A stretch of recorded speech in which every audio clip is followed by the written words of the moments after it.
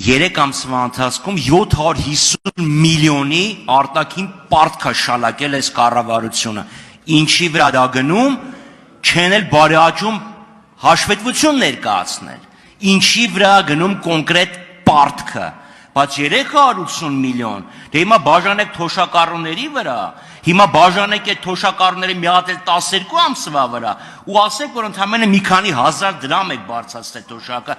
ոչ թե 380 միլիոն, շատ գեղեցիկ է հնչում։ Կրկնակի ավել մենակ պարտք եք վերցրել, իսկ պարոն Ռուբինյան, ասում եք, եթե այս օրենքը պոպուլիզմ է, բայց այդ կառավարության ծրագիրն է ուրեմն պոպուլիզմ, որովհետև մի կողմից մի հատ ձեր մեջ խոսացեք, ասում եմ, մեր ծրագրի մեջ դա գրած է, մենք դեմ ենք քվեարկում, ասկան եթե դուք եք դա գրում, պոպուլիզմ չի, եթե ընդդիմությունն ասում է, դե խոսք եք տվել, մարդկանցից քվե եք կորզել, դե կատարեք ձեր խոստումը, դա դառավ պոպուլիզմ, չեք խոսում իրար հետ, մի հատ միջնորդ գտեք միջազգային, հաշտեցնեն ձեզ իրար հետ։